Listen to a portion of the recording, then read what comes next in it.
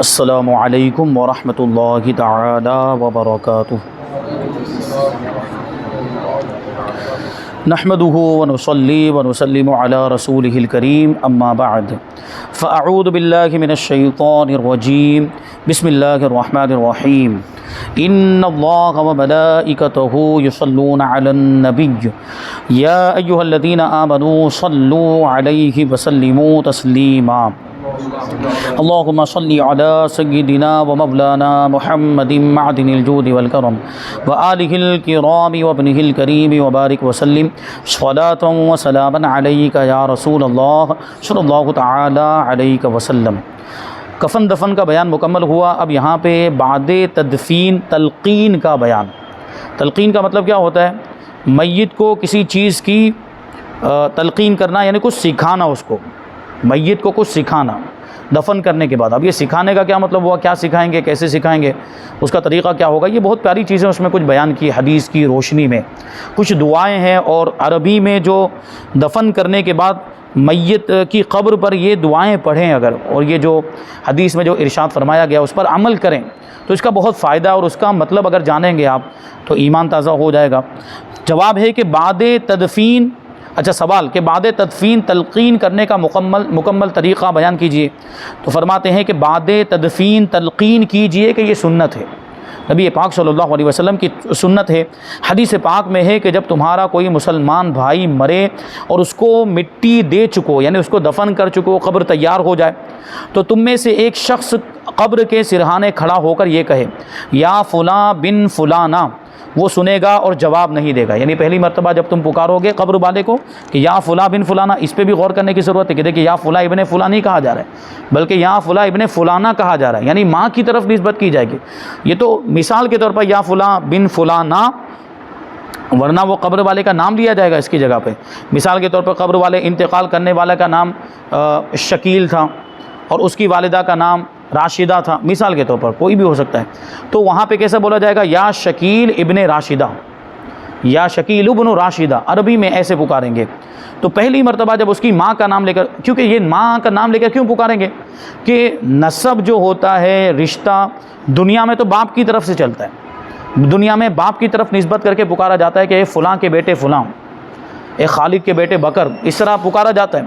لیکن آخرت میں جو نسب چلے گا اور آخرت میں جو نسبت کی جائے گی وہ ماں کی طرف کی جائے گی، یعنی ماں کا نام لے کر پکارا جائے گا اے فلانا کے بیٹے فلاں، یہ آخرت میں۔ اور ظاہر سی بات ہے مردہ جب قبر میں چلا گیا، انتقال کرنے کے بعد کوئی انسان قبر میں چلا گیا تو دنیا کے معاملات ختم ہو گئے، اب قبر سے ہی آخرت کے معاملات شروع ہو جاتے ہیں۔ اس لیے وہاں پر آخرت کے قانون کے مطابق، آخرت کے اصول کے مطابق اب ماں کی طرف نسبت کرتے ہوئے پکارنا ہے، اور کیا کہنا ہے؟ یا فلاں ابن فلانا، یعنی ماں کا نام لیں گے اس میں۔ تو پہلی مرتبہ جب کہیں گے تو وہ سنے گا لیکن جواب نہیں دے گا، پھر کہے، یعنی وہ جو سرہانے پر جو شخص جا کے کھڑا ہوا ہے وہ دوبارہ کہے یا فلاں ابن فلانا، تو وہ سیدھا ہو کر بیٹھ جائے گا، یعنی دوسری مرتبہ میں سیدھا ہو کر قبر میں ہی بیٹھ جائے گا۔ پھر یہ کہنے والا کہے یا فلاں بن فلانا، تو وہ کہے گا کہ ہمیں ارشاد کر، یعنی قبر والا کہے گا، اندر سے مردہ کہے گا ہمیں ارشاد کر، مطلب کہ ہماری رہنمائی کر۔ ارشاد کرنے کا مطلب کیا؟ ہماری رہنمائی کر، اللہ پاک تجھ پر رحم فرمائے، مگر تمہیں اس کے کہنے کی خبر نہیں ہوتی، یعنی وہ اندر بولتا ہے لیکن آپ کو وہ سنائی نہیں دیتا۔ وہ جنات سنتے ہیں اور دوسری مخلوقات سنتی، لیکن انسان کو قبر کی اندر کی آوازیں سنائی نہیں دیتی۔ اس کی بھی بڑی حکمت ہے کہ قبر والوں کی آواز اگر ہمیں سنائی دینے لگ جائے تو ہمارا جینا دوبر ہو جائے، ہماری خوشیاں ختم ہو جائے، ہنسنا بند کر دے لوگ، کیونکہ قبر میں سے پھر کیسی کیسی آواز آئے گی۔ اگر عذاب ہو رہا ہوگا تو وہ چیخنے چلانے کی آواز بھی آئے گی، تو انسان اسی میں پریشان رہے گا کہ اس کو اندر عذاب ہو رہا ہے۔ تو انسان جو رشتہ دار ہوں گے وہ تو ظاہر سی بات ہے اس کی وجہ سے فکر مند رہیں گے، اور ان کی زندگی کے مسائل پھر وہ آگے پریشانی کا ان کو سامنا کرنا پڑے گا، اور غم کی کیفیت پھر ہمیشہ قائم رہے گی اگر اس وہ آواز آتی رہے گی۔ تو اس لیے انسانوں تک وہ آواز نہیں پہنچ، پھر بھی جو اللہ کے محبوب بندے ہوتے ہیں اولیاء اکرام وہ سن لیتے ہیں ان تک وہ بات، کیونکہ ان کا مرتبہ ہی وہ ہے۔ تو وہ کہتا ہے قبر میں کہ ہمیں ارشاد کر، ہماری رہنمائی کر، اللہ تبارک و تعالیٰ تجھ پر رحم فرمائے، مگر تمہیں اس کے کہنے کی خبر نہیں ہوتی۔ پھر یہ کہے، یعنی جو شخص قبر کے سرہانے پر جا کر کھڑا ہوا ہے وہ آگے عربی میں کہے، عربی میں کہنا ضروری ہے، اردو میں نہیں کہہ سکتے یا اپنی زبان میں نہیں کہہ سکتے۔ وہ کیا کہنا ہے؟ یہ حضور پاک صلی اللہ علیہ وسلم نے یہ کلمات خود تعلیم فرمائے ہیں۔ تو اب سوچیں کہ ایک تو کلمات ہی اتنے اچھے ہیں، پھر دوسری بات کہ تعلیم فرمانے والی ذات کس کی ہے، تو خود ہی برکت آ جائے۔ حضور پاک صلی اللہ علیہ وسلم کے ارشاد فرمانے کی وجہ سے حضور کے دہن مبارک سے یہ کلمات نکلے تو برکت والے ہو ہی جائیں گے۔ تو وہ کلمات کیسے ہیں آپ سنیں گے۔ اذکر ما خرجت علیہ من الدنیا شہادت اللہ الہ الا اللہ وان محمدا عبدہ ورسولہ صلی اللہ علیہ وآلہ وسلم وانک رضیت باللہ ربا وبالاسلام دینا وبمحمد صلی اللہ علیہ وسلم نبیا وبالقرآن اماما۔ ترجمہ ہے کہ تو اسے یاد کر جس پر تو دنیا سے نکلا، یعنی یہ گواہی کہ اللہ پاک کے سوا کوئی معبود نہیں اور محمد صلی اللہ علیہ وسلم اس کے بندے اور رسول ہیں، اور یہ کہ تو اللہ کے رب اور اسلام کے دین اور محمد صلی اللہ علیہ وسلم کے نبی اور قرآن کے امام ہونے پر راضی تھا، یعنی قرآن کے پیشوا اور رہنما ہونے پر راضی تھا۔ اب آپ غور کریں تو قبر کے تینوں سوالوں کے جواب اس میں آگے کہ نہیں؟ آگے کہ نہیں کہ گواہی آ گئی اللہ کے سوا کوئی معبود نہیں اور محمد صلی اللہ علیہ وسلم اللہ کے رسول ہیں، اور یہ کہ دنیا میں تو یہ کہتا تھا کہ میں اللہ کے رب ہونے پر، محمد صلی اللہ علیہ وسلم کے نبی ہونے پر، اسلام کے دین ہونے پر اور قرآن کے امام ہونے پر راضی تھا۔ تو اسے سارے جواب، وہ جو سوال پوچھیں گے قبر میں نکیرین، تو ان سارے سوالوں کے جوابات اس میں آ گئے۔ تو قبر کے سرہانے پر جب یہ تلقین کی جائے اور یہ کلمات ادا کیے جائیں تو جو قبر میں جو مردہ ہے اس کو سوالات میں، جو قبر میں منکر نکیر کے جو سوالات ہوتے ہیں اس میں بڑی آسانی ہو جاتی ہے۔ اور جب یہ کہنے والا کہہ لیتا ہے تو منکر نکیر کیا کرتے ہیں؟ جو قبر میں آئے ہوئے ہوتے ہیں ان کی کیفیت کیا ہوتی ہے اس کو بیان کرتے ہیں آگے حدیث میں کہ منکر نکیر ایک دوسرے کا ہاتھ پکڑ کر کہیں گے کہ چلو ہم اس کے پاس کیا بیٹھیں جسے لوگ اس کی حجت سکھا چکے، اس کی دلیل سکھا دی گئی، اس کو جواب سکھا دیا گیا، اب ہم بیٹھ کر کیا کر لیں گے، اس کو تو جواب آ گیا، تو اس نے تو جواب دے لیا، تو مومن ہوگا تو وہ جواب دے لے گا۔ تو اس پر کسی نے عرض کیا کہ یا رسول اللہ صلی اللہ تعالی علیہ وسلم اگر اس کی ماں کا نام معلوم نہ ہو تو، کیونکہ یہاں ماں کا نام ماں کے ساتھ ماں کی طرف نسبت کر کے اس کو پکارنے کا حکم ہے، تو اگر کسی کے ماں کا نام معلوم نہ ہو تو ایسی صورت میں پھر کدھر نسبت کریں گے؟ تو حضور نے فرمایا تو حوا کی طرف نسبت کریں، کیونکہ حضرت حوا رضی اللہ تعالی عنہا تو سارے انسانوں کی ماں ہیں، سب سے پہلی خاتون حضرت آدم علیہ السلام کی زوجہ محترمہ حضرت حوا رضی اللہ تعالی عنہ، ان کی طرف نسبت کر کے کہہ دے، یعنی یا فلاں بن حوا رضی اللہ تعالی عنہا۔ یاد رہے یا فلاں بن فلانہ کی جگہ میت اور اس کی ماں کا نام لینا ہے، مثلا جو میں نے ابھی بتایا کہ یا شکیل بن راشدہ، اس طریقے سے۔ اور اگر میت کوئی بہن ہو، کوئی خاتون ہو انتقال کرنے والی، اسلامی رشتے کی بہن ہو یا کوئی خاتون ہو، تو پھر وہاں پر کیا کہیں گے؟ جیسے مثال کے طور پر یا فاطمہ بنت حلیمہ، یعنی اس عورت کا تو نام لیں گے، اس میں بھی نسبت کرنے میں اس کی والدہ کا ہی نام لیں گے، اس کے باپ کی طرف نسبت نہیں کریں گے۔ یعنی یہاں پر آپ اگر یہ سوچیں کہ جس طریقے سے مرد کے اندر اس کی ماں کا نام لے رہے ہیں تو عورت کے اندر اس کے باپ کا نام لینا پڑے گا، نہیں، ایسا نہیں، عورت کے اندر بھی ماں کا نام ہی لیں گے، اس کی بھی نسبت ماں کی طرف ہی کی جائے گی۔ یہ الفاظ سے تلقین کریں اور صرف عربی میں تلقین کی جائے، آپ اپنی زبان میں تلقین نہیں کر سکتے، عربی میں کریں۔ اب آپ سوچیں گے کہ وہ مردہ تو ہمارے ساتھ رہتا پھرتا تھا، ہماری زبان بولتا تھا، اس کو عربی تھوڑی آتی ہوگی، قبر میں جانے کے بعد عربی خود بخود آ جاتی مومن ہوگا تو۔ یہ سوال وہ اس موقع پر بھی لوگ پوچھتے ہیں کہ قبر میں جو سوالات ہوں گے، حدیث میں تو آیا ما دینوں کا، من ربو کا، ما دینوں کا، ما کنت تقول فی حقی ھذا الرجل، یہ سب عربی میں۔ تو جو اردو بولنے والا انتقال کر کے گیا ہے یا جو ہندی بولنے والا انتقال کر کے گیا اس کو تو یہ عربی سمجھ میں ہی نہیں آئے گی۔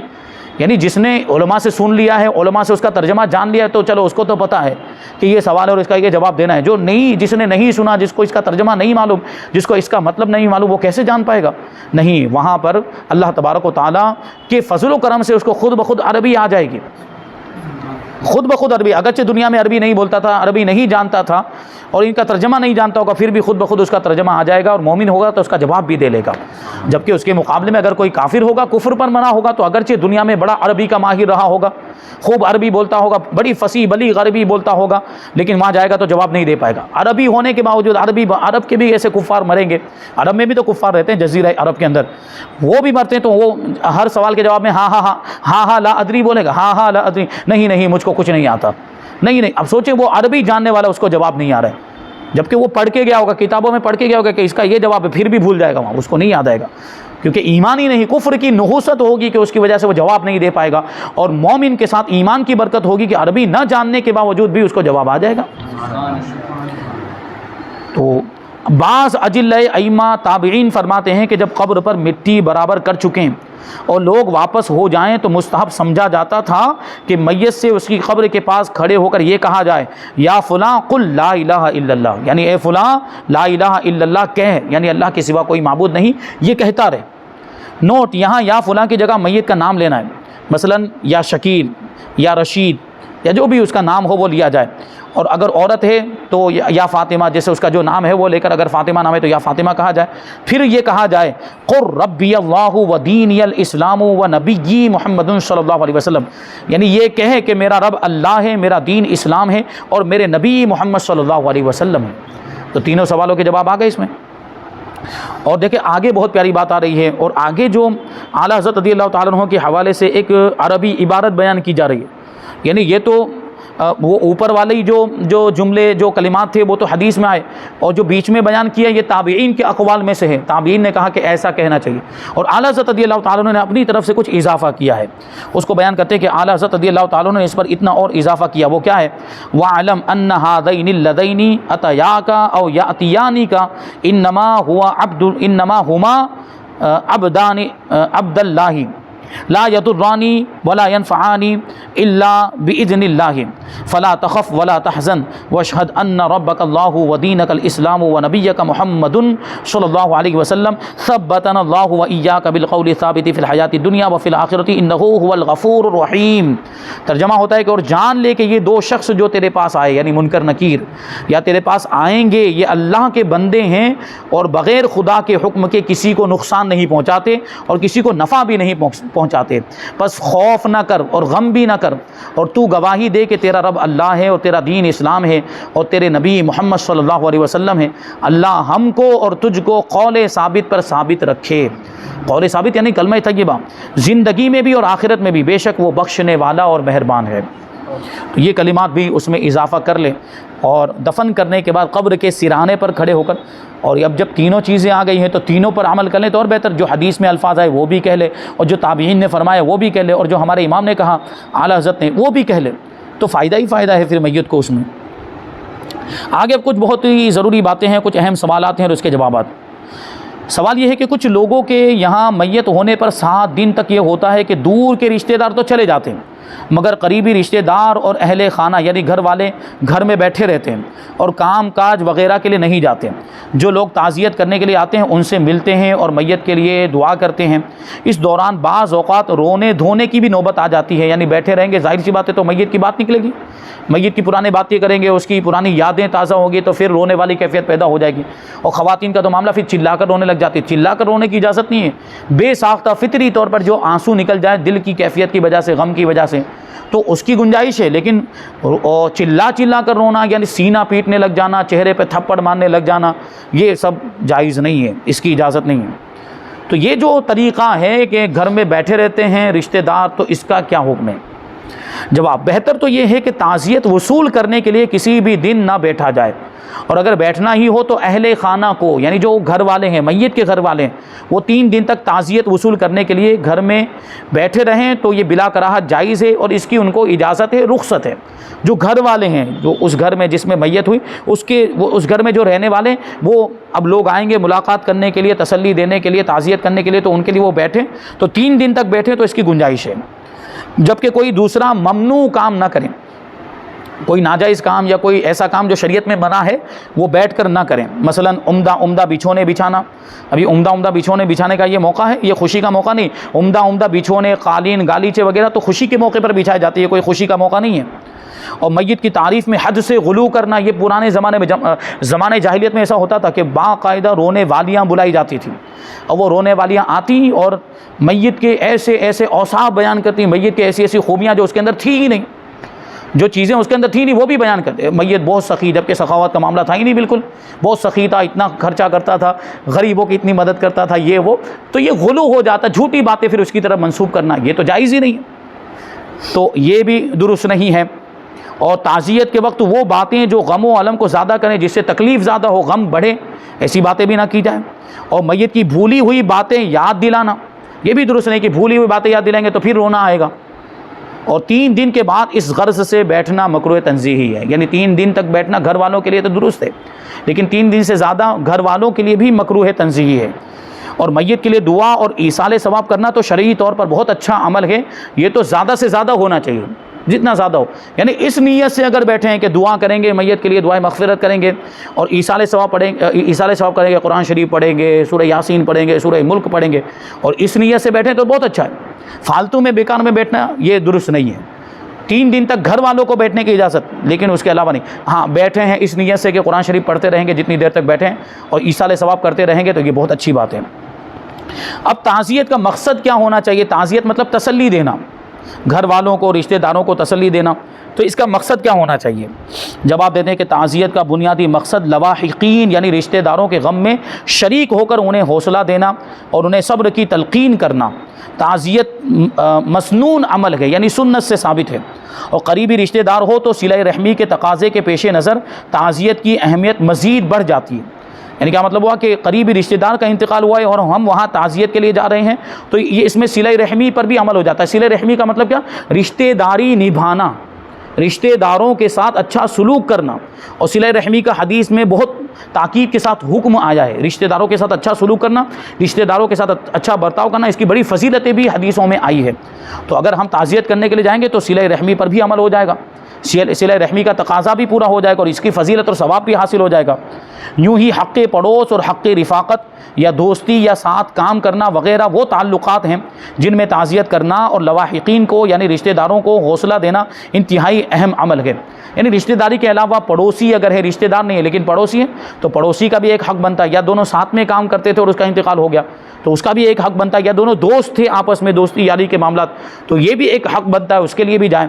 تو اس کی بھی اہمیت ہے۔ اس عمل سے ایک طرف رشتہ داروں یا ساتھ اٹھنے بیٹھنے والوں سے تعزیت کرنے، تسلی دینے اور میت کے لیے دعا کر کے رشتہ داروں کے دل میں خوشی داخل کرنے سے رشتہ داروں پر پہاڑ جیسے صدمے کا بوجھ کم ہوتا چلا جاتا ہے، تو دوسری طرف تعزیت کرنے والا خود غرضی اور مطلب پرستی کا شکار نہیں ہوتا، کیونکہ جو انسان اپنے رشتہ داروں، دوستوں، احباب اور پڑوسیوں کی خوشی اور غمی میں شریک ہوتا ہے وہ ملنسار کہلاتا ہے، یعنی اچھا سلوک کرنے والا کہلاتا ہے۔ اور ملنسار ہونا یہ اخلاقیات میں ایک اچھا وصف اور خوبی ہے، اچھے اخلاق میں اس کا شمار ہوتا ہے۔ اگر کوئی لوگوں سے ملتا جلتا رہتا ہے، اچھے انداز میں لوگوں سے پیش آتا رہتا ہے تو اس کو لوگ اچھا سمجھتے ہیں، اس کو اچھے اخلاق والا سمجھتے ہیں۔ تو یہاں پر بھی اگر ہم جائیں گے تعزیت کے لیے، تسلی دینے کے لیے اور حوصلہ دینے کے لیے جائیں گے تو اس میں بھی یہ ملنسار ہونا اس کو کہا جائے گا، اور یہ بھی اچھے اخلاق کی بات ہے۔ فیض القدیر میں ہے کہ امام نووی رحمۃ اللہ تعالی علیہ فرماتے ہیں کہ تعزیت کا مطلب یہ ہے کہ صبر کی تلقین کی جائے اور ایسی باتیں ذکر کی جائے جو میت کے لواحقین کو تسلی دیں اور ان کے غم اور مصیبت کو ہلکا کر دے۔ ایسی باتیں کرنی چاہیے، وہاں جا کے ایسی باتیں کرنے لگ جائے کہ جس سے غم میں اور اضافہ ہو جائے، جن سے ان کی تکلیف اور بڑھ جائے، تو اس کی تو اجازت نہیں ہے، یہ تو الٹا ہو گیا، یہ اس کو تعزیت نہیں کہا جائے گا۔ آگے اب اس کا طریقہ بھی بتایا جا رہا ہے کہ تعزیت کرنے کا طریقہ کیا ہونا چاہیے، تعزیت کرتے ہوئے کیا الفاظ بولے جائیں۔ تو جواب دیتے ہیں کہ تعزیت کا طریقہ بیان کرتے ہوئے صدر الشریعہ بدر الطریقہ مفتی محمد امجد علی اعظمی رحمۃ اللہ تعالی علیہ ارشاد فرماتے ہیں کہ تعزیت میں یہ کہے اللہ پاک میت کی مغفرت فرمائے اور اس کو اپنی رحمت میں ڈھانکے، اپنی رحمت میں ڈھانک لے، اور تم کو صبر روزی کرے، یعنی تم سب کو اللہ تبارک و تعالیٰ صبر عطا فرمائے اور اس مصیبت میں ثواب عطا فرمائے۔ نبی صلی اللہ علیہ وسلم نے ان لفظوں سے تعزیت فرمائی، للہ ما اخذ واعطى وكل شيء عنده باجل مسمى، کہ خدا ہی کا ہے جو اس نے لیا دیا، جو کچھ عطا فرمایا وہ بھی اسی کا ہے، اور جو اس نے لے لیا وہ بھی اسی کا ہے، جو اللہ کا تھا اس نے لے لیا۔ اب ہم اس پہ صبر کریں تو ہمیں ثواب ملے گا، اللہ کی نعمت ملے تو شکر ادا کرنا چاہیے، اور کوئی نعمت چلی جائے تو صبر کرنا چاہیے، دونوں میں ثواب ہے۔ اور اس کے نزدیک ہر چیز کی ایک میعاد مقرر ہے، یعنی ہر چیز کا ایک وقت مقرر ہے، اور انسان کا بھی ایک وقت، اس کی زندگی کا بھی ایک وقت مقرر ہے۔ جب وہ زندگی پوری ہو جائے گی، عمر ختم ہو جائے گی، جو عمر اس کی لکھی ہوئی ہے تو اس کو اس دنیا سے جانا ہے، اس کا انتقال ہو جاتا ہے، پھر وہ مر جاتا ہے۔ تو یہ سب تلقین کے الفاظ، یہ تعزیت کے الفاظ ہیں، اس سے ان کو صبر ملے گا۔ مشہور مفسر حکیم الامت مفتی احمد یارخان نعیمی فرماتے ہیں کہ تعزیت کے ایسے پیارے الفاظ ہونے چاہیے جس سے اس غم زدہ کی تسلی ہو جائے۔ یہ الفاظ بھی کتب فقہ میں منقول ہیں، یعنی فقہ کی کتابوں میں، مسائل کی کتابوں میں یہ الفاظ بھی لکھے ہوئے ہیں۔ اور آگے فرماتے ہیں کہ فقیر کا تجربہ ہے کہ اگر اس موقع پر غم زدوں کو واقعات کربلا یاد دلائے جائیں اور کہا جائے کہ ہم لوگ تو کھا پی کر مرتے ہیں، وہ شہزادے تو 3 دن کے روزے دار شہید ہوئے، تو اس سے بہت تسلی ہو جاتی ہے۔ یعنی آدمی جب سوچے گا کہ شہزادے، اہل بیت کے شہزادے 3 دن تک بھوکے پیاسے رہے اور شہید کر دیے گئے، بڑی بے دردی کے ساتھ، بے رحمی کے ساتھ ان کو شہید کر دیا گیا، اور یہاں تو انتقال کرنے والا کھا پی کر مرا ہے، تو تسلی ہوگی، سکون ملے گا۔ آگے ایک بہت اہم بات ہے اس باب میں، اس کو شامل کرتے ہیں کہ کبھی کوئی قریبی عزیز یا رشتہ دار باہر کے ملک میں ہوتا ہے۔ یہ سوال جو درس ختم ہونے کے بعد جو سوالات شامل کیے جاتے ہیں اس میں یہ سوال آیا تھا کہ قریبی رشتہ داروں کا انتظار کیا جاتا ہے، دور سے آنے والوں کا انتظار کیا جاتا ہے، اور دفن کرنے میں دیری ہوتی ہے، تاخیر ہوتی ہے، اور اس میں دوسرے معاملات بھی ہوتے ہیں کہ وہ دوسرے ملک میں رہتا ہے تو اس کو میت کا چہرہ دکھانے کے لیے انتظار میں میت کو سرد خانے میں رکھ دیا جاتا ہے۔ سرد خانے میں نہیں، یعنی کولڈ ہوم میں رکھ دیا جاتا ہے۔ کولڈ ہوم کیا، جس کو مورگ کہتے ہیں، جو برف، وہ ٹھنڈا جو کمرہ ہوتا ہے جس میں مائنس ٹیمپریچر ہوتا ہے، وہاں پر مردے کو رکھ دیا جاتا ہے۔ اور بعض اوقات لاوارث لاش کو سرد خانے میں رکھ دیا جاتا ہے، اس کا کوئی رشتہ دار نہیں مل رہا ہوتا ہے، بیٹے وغیرہ نہیں مل رہے ہوتے، لاوارث ہوتے ہیں، تو اس کو تلاش کرنے کے لیے کہ یہ لاش خراب نہ ہو جائے اس کو رکھ دیا جاتا ہے۔ یا مقتول کی لاش رکھی جاتی ہے، جس کو قتل کیا گیا اس کی لاش رکھی جاتی ہے، وہ ثبوت وغیرہ ڈھونڈنے کے لیے۔ ان تمام صورتوں میں میت کو سرد خانے میں رکھنا کیسا ہے؟ کولڈ ہوم میں، کولڈ روم میں، مورگ میں رکھنا کیسا ہے؟ نوٹ کے طور پر فرماتے ہیں کہ لاوارث لاش اور مقتول کے متعلق معلومات یہ ہے کہ اگر لاوارث لاش کو بغیر سرد خانے میں رکھے دفن کر دیا جائے تو اس پر کوئی گرفت نہیں ہوتی، یعنی قانون کی کوئی گرفت نہیں ہوتی، حکومت کی جانب سے کوئی گرفت نہیں ہوتی۔ یعنی اگر رشتہ دار یہ کہے کہ ہم کو نہیں رکھوانا ہے، ہم کو سرد خانے میں نہیں رکھوانا ہے، تو اجازت تو دیتی کہ لے جائیے، کوئی مسئلہ نہیں ہوتا اس میں، تو پھر کیوں رکھوائیں، لے کر چلے آئیں، بلکہ دفن کر سکتے ہیں۔ یوں ہی مقتول کے ورثاء کو اختیار ہوتا ہے، اس کے وارثوں کو اختیار ہوتا ہے، وہ چاہیں تو سرد خانے میں رکھیں اور وہ چاہیں تو اس کو لے کر آ جائیں، بغیر سرد خانے میں رکھے ہوئے بھی دفن کر سکتے ہیں، ان کو اجازت ہوتی ہے، تو پھر کیوں رکھیں؟ نہیں رکھنا چاہیے، لے کر آ جانا چاہیے، کیونکہ سرد خانے میں رکھنے میں کیا ہوتا ہے؟ اس کا جواب میں ارشاد فرماتے ہیں کہ سوال میں مذکور کسی بھی صورت میں میت کو سرد خانے میں رکھنا جائز نہیں ہے۔ تفصیل اس میں یہ ہے کہ جس چیز سے زندہ کو تکلیف ہوتی ہے اس چیز سے مردے کو بھی تکلیف ہوتی ہے، اور جس طرح زندے کو بلا وجہ شرعی تکلیف دینا جائز نہیں، اسی طرح مردے کو بھی بلا وجہ شرعی تکلیف دینا جائز نہیں ہے۔ اور سرد خانے میں اگر زندہ کو تھوڑی دیر کے لیے رکھا جائے تو اسے بھی سخت تکلیف ہوتی ہے کہ وہاں ٹیمپریچر مائنس میں ہوتا ہے، لہٰذا اس سے میت کو بھی تکلیف ہوتی ہے۔ اور کسی قریبی رشتہ دار کو میت کا چہرہ دکھانا وغیرہ ایسے آزار نہیں، یہ ایسی مجبوریاں نہیں ہیں کہ جن کے لیے میت کو تکلیف دینا جائز ہو جائے، یہ ایسی کوئی وجہ نہیں کہ جس کی وجہ سے میت کو تکلیف دینا جائز ہو جائے، یہ جائز نہیں ہوگا۔ صرف دیدار کرانے کے لیے، صرف چہرہ دکھانے کے لیے میت کو سرد خانے میں رکھنے کی اجازت نہیں ہوگی۔ سرد خانے میں رکھنے سے جو تکلیف ہوتی ہے وہ قبر پر پیشاب پاخانے سے ہونے والی تکلیف اور قبر پر چلنے کی تکلیف سے بھی کئی زیادہ ہوتی ہے۔ کیا مطلب ہوا کہ پیشاب، قبر پر اگر کوئی پیشاب کرے تو اس سے بھی قبر والے کو تکلیف ہوتی ہے، کوئی پاخانہ کر دے، کوئی گندگی کر دے تو اس سے بھی قبر والے کو تکلیف ہوتی ہے، اور اسی طریقے سے قبر پر چلنے سے بھی قبر والے کو تکلیف ہوتی ہے۔ پیشاب پاخانہ تو گندی چیز ہے، گندی چیزوں کی وجہ سے وہاں پر وہ دوسری چیزیں اس طرح کی ہو جاتی ہیں، رحمت کے فرشتے وہاں پر نہیں آتے ہیں، تو یہ سب تکلیف ہے۔ ان ساری چیزوں میں جو تکلیف ہوتی ہے اس سے کہیں زیادہ تکلیف سرد خانے میں رکھنے کی وجہ سے ہوتی ہے، کولڈ ہوم میں رکھنے کی وجہ سے ہوتی ہے۔ تو فرماتے ہیں کہ اب اس میں جب زیادہ تکلیف ہو رہی ہے اور یہ حکم معلوم ہے کہ قبر پر پیشاب کرنا بھی ناجائز، قبر پر پاخانہ کرنا بھی ناجائز، گندگی کرنا بھی ناجائز اور قبر پر چلنا بھی ناجائز، تو جب یہ کام ناجائز ہیں جس میں سرد کھانے میں رکھنے کے مقابلے میں کم تکلیف ہوتی ہے تو اس میں تو زیادہ تکلیف ہوتی ہے، تو وہ تو بدرجہ اولا ناجائز ہوگا۔ نیز اس میں میت کی تجہیز و تدفین میں بلا وجہ کی تاخیر بھی ہوتی ہے، اور یہ بھی منع ہے، بلا وجہ تاخیر کرنا بھی منع ہے، تو اس سے بچنا ہی چاہیے۔ یہ بیان یہاں پر مکمل ہوا قبر کا اور دفن کرنے کا، اور دفن کرنے کے بعد جو تلقین کرنے کا جو بیان تھا وہ یہاں پر مکمل ہوا۔ اس کے بعد زکوٰۃ کا بیان شروع ہو رہا ہے، انشاءاللہ اس کو تفصیل کے ساتھ ہم آئندہ درس میں شامل کریں گے۔ اللہ تبارک و تعالیٰ کی بارگاہ میں دعا ہے کہ جو کچھ بھی بیان ہوا اس پر ہم سب کو عمل کرنے کی توفیق عطا فرمائے۔ وما علینا الا البلاغ۔ السلام علیکم۔